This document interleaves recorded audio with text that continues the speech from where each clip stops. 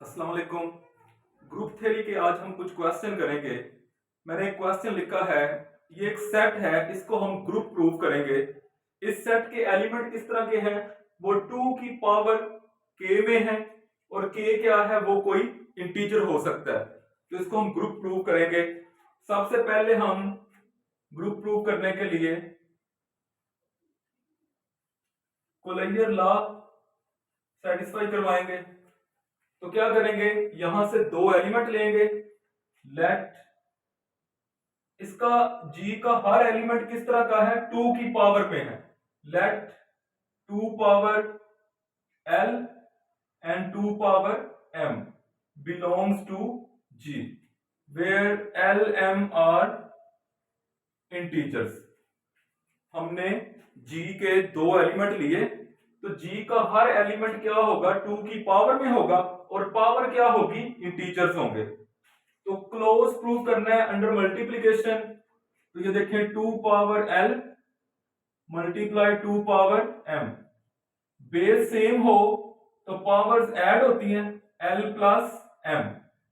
अब हमें पता है कि जो अगर l और m दो इंटीजर्स हैं तो l प्लस m भी क्या होता है, इंटीजर ही होगा, क्योंकि इंटीजर क्लोज्ड होते हैं। तो फिर ये जो एलिमेंट बना ये भी 2 की सम पावर में बन गया। आप ये कह रहे हैं कि l प्लस m क्या बन गया, कोई नया इंटीजर n बन गया, और ये बिलोंग करता है इस सेट G को, तो क्लोज्ड हो गया। एसोसिएटिव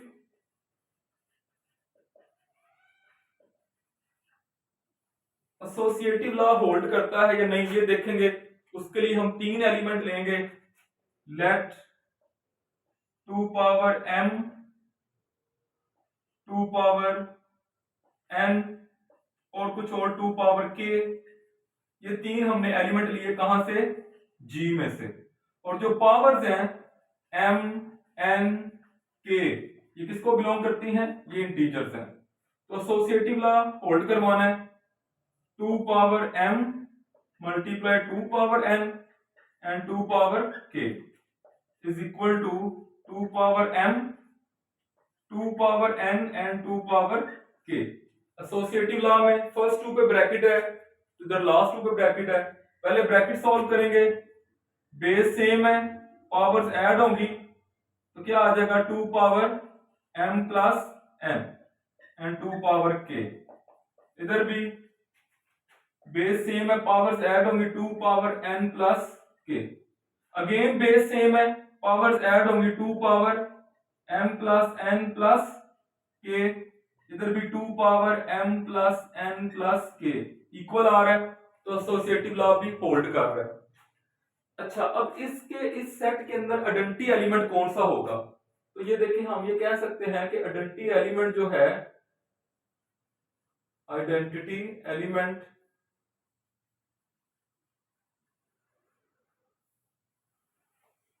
ऐसा एलिमेंट लेट 2 पावर 0, ये भी तो होगा ना इस G में। क्यों होगा, क्योंकि G के अंदर हर वो एलिमेंट है जो 2 की पावर में है, और पावर क्या है, इंटीजर। तो ये क्या है, 2 की पावर में है, और 0 क्या होता है, 0 जो है वो इंटीजर है। तो ये एक ऐसा एलिमेंट भी है इस G के अंदर जो आइडेंटिटी एलिमेंट है। हम चेक कर लेते हैं ये आइडेंटिटी कैसे है। कोई अगर और एलिमेंट ले 2 पावर k, इसको ऑपरेट करें 2 पावर 0 के साथ, तो क्या बनेगा, बेस सेम है, पावर्स ऐड करें, k प्लस 0 तो 2 पावर k ही आ गया। तो देखिए आइडेंटिटी एलिमेंट क्या होता है, अगर किसी एलिमेंट के साथ आइडेंटिटी को ऑपरेट करेंगे तो वो एलिमेंट ही आएगा। तो आइडेंटिटी भी इसके अंदर है। अब हम बात करते हैं इनवर्स। इनवर्स एलिमेंट या इनवर्स ऑफ ईच एलिमेंट, तो इसमें इनवर्स भी होगा।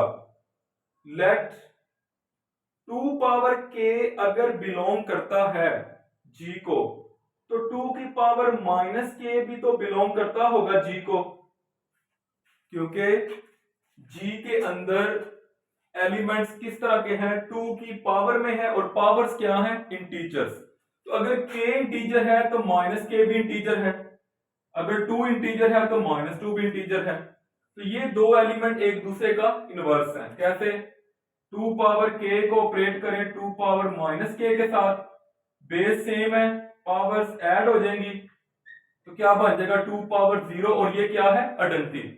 जब दो एलिमेंट ऑपरेट होते हैं, जब दो एलिमेंट ऑपरेट होते हैं तो अगर अडंटी बन जाए तो वो एक दूसरे का इनवर्स होते हैं।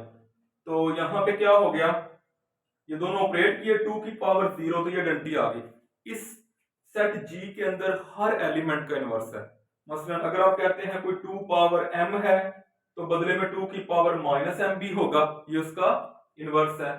तो ये जो है हमारे पास जो सेट G है ये क्या है, ये ग्रुप है, और ये कमोडेटिव ग्रुप है, क्योंकि अगर आप इसमें कमोडेटिव लॉ चेक करें तो वो 2 power l multiply 2 power m, तो 2 power m multiply 2 power l, अगर ऐसे लिख दें, बेस सेम है, पावर्स ऐड होंगी, l प्लस m, इधर 2 पावर m प्लस l। अब ये जो l और m है, क्योंकि ये इंटीजर हैं, इंटीजर कमोडेटिव होते हैं, जैसे 3 मल्टीप्लाई 5 इक्वल होगा 5 मल्टीप्लाई 3, तो ये पावर जो है उसको बदला जा सकता है, 2 पावर m प्लस l किया जा सकता है, तो ये इक्वल ही आएंगे। ठीक है, तो ये तो हमारे पास जो ग्रुप है ये अबिलियन ग्रुप है। और क्वेश्चन देखते हैं।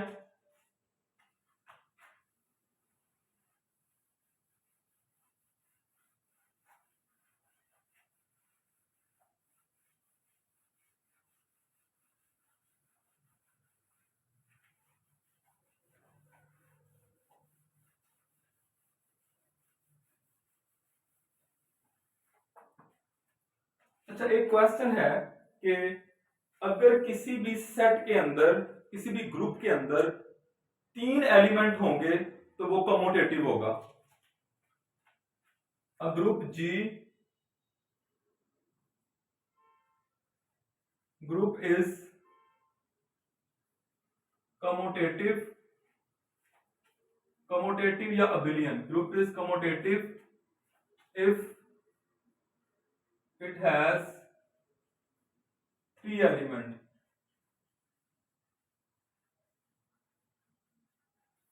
अच्छा देखिए, वैसे हमें पता है कि अगर किसी भी ग्रुप के अंदर 5 एलिमेंट या 5 से कम होंगे तो वो अबिलियन ही होगा।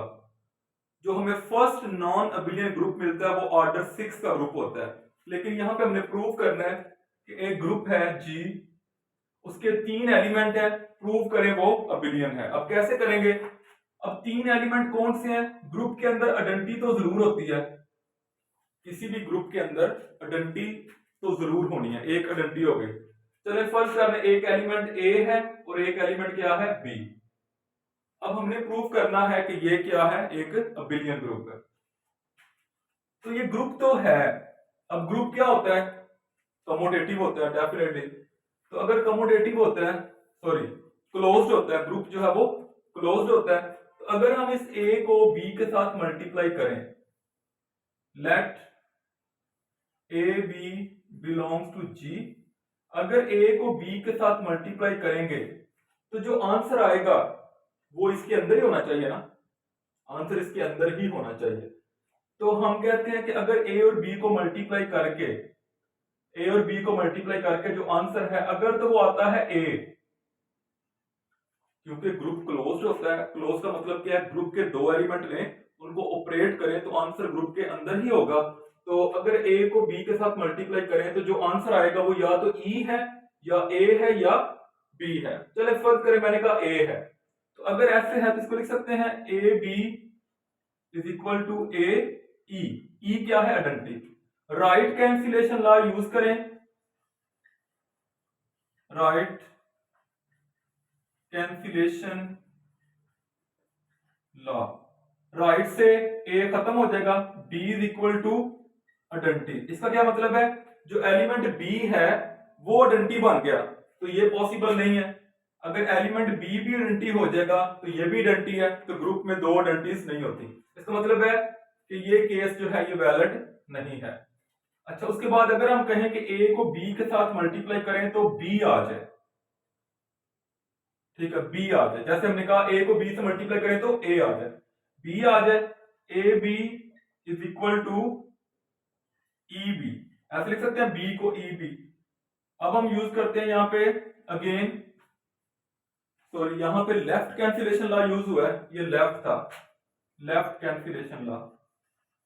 अब क्या है, ये right cancellation law, a is equal to identity, तो फिर ए अडंटी के इक्वल आ जाएगा, तो ये भी पॉसिबल नहीं है, अडंटी ये मौजूद है। इसका मतलब ये हुआ कि जब हम ए को बी के साथ मल्टीप्लाई करेंगे तो हमारे पास ना तो आंसर ए आएगा ना बी आएगा, बल्कि क्या आएगा, अडंटी आएगी। जब ए को बी से मल्टीप्लाई करेंगे तो आंसर जी के अंदर होना चाहिए, तो वो क्या होगा, ई होगा। अच्छा, इसी तरह अब अगर हम बी को ए के साथ मल्टीप्लाई करें, let b a belongs to G, अगर हम बी को ए के साथ मल्टीप्लाई करें तो अगर दोबारा फिर वही काम करेंगे, अगर हम कहें आंसर ए आता है तो फिर इसको लिख सकते हैं e a, right cancellation law, b is equal to identity, ये पॉसिबल नहीं है। फिर अगर बी को ए के साथ मल्टीप्लाई करें तो बी आ जाए, इसको लिख सकते हैं b a B e, left cancellation law, a is equal to identity, ये भी पॉसिबल नहीं है। तो उसके बाद हम कह सकते हैं फिर यही है कि जब बी को ए के साथ मल्टीप्लाई करेंगे तो अडंटी ही आएगी। फ्रॉम 1 एंड 2, अब देखें from 1 and 2, A B E के इक्वल है, बी ए बी ई के इक्वल है, तो a b is equal to b a, इसका मतलब क्या हो गया, जी इज अ बिलियन। अच्छा, इसके बाद हम क्वेश्चन करते हैं एक, किसी भी ग्रुप के अंदर अगर हर एलिमेंट अपना ही इनवर्स हो तो वो बिलियन होगा। हर एलिमेंट अगर अपना ही इनवर्स हो तो वो बिलियन होगा। तो हम ऐसा करते हैं कि let a b and a b product belongs to G. G एक ग्रुप है, उसके अंदर एक एलिमेंट ए है एक बी है, जब ए और बी है तो इन दोनों का प्रोडक्ट भी उसके अंदर है क्योंकि वो क्लोज्ड है। हमने क्या प्रूव करना है, अगर हर एलिमेंट अपना ही इनवर्स है तो ग्रुप अबिलियन है। तो फिर गिवन ये है, गिवन दैट अगर हर एलिमेंट अपना इनवर्स, इसका मतलब क्या है कि हर एलिमेंट जो है वो अपने इनवर्स के इक्वल है, a is equal to a inverse, b is equal to b inverse and a b inverse is equal to क्या होगा यहां पे, sorry, a b is equal to a b inverse. हर एलिमेंट अपने inverse के equal है, तो a is equal to a inverse, b is equal to b inverse and a b is equal to a b inverse. हमने क्या prove करना है, जी को अबिलियन। तो हम इस थर्ड से बात करते हैं, थर्ड को सॉल्व करें। ए बी, हमने एक थ्योरम पढ़ा था इनवर्स कैसे ओपन होता है, ए बी इनवर्स, पहले बी इनवर्स फिर क्या आएगा, ए इनवर्स। फ्रॉम 1 एंड 2, 1 और 2 को देखें, बी इनवर्स क्या है, बी के इक्वल, ए इनवर्स क्या है, ए के इक्वल, तो a b is equal to b a, तो अबिलियन प्रूव हो गया। अच्छा, यही जो क्वेश्चन है ना, इसमें ये भी है कि अगर हर एलिमेंट का ऑर्डर 2 हो तो फिर भी क्या होगा, अबिलियन। इसके अंदर ही मैं आपको थोड़ा सा बता देता हूं कि अगर ग्रुप के अंदर हर एलिमेंट का ऑर्डर 2 है तो वो भी अबिलियन है। मसलन जब हर एलिमेंट का ऑर्डर 2 है तो इसका मतलब क्या है, ए की पावर 2 पे अडंटी आती है, बी की पावर 2 पे अडंटी आती है और ए बी की पावर 2 पे भी अडंटी आएगी। अबिलियन प्रूव करना है, ये जो थर्ड है इसको यूज करें, a b square is equal to e, इसको लिख सकते हैं a b and again a b is equal to e. अच्छा, इस ए को खत्म करना है, ए कैसे खत्म होगा, ए खत्म होगा अपने इनवर्स के साथ। अब ए का इनवर्स क्या है, ए ही है, क्योंकि ए स्क्वायर पे डंटी आ रही है ना, जब ए स्क्वायर पे डंटी आ रही हो तो लिख सकते हैं a dot a is equal to e, a का इनवर्स ए ही है, तो प्री मल्टीप्लाई करें ए के साथ, प्री मल्टीप्लाई बाय ए,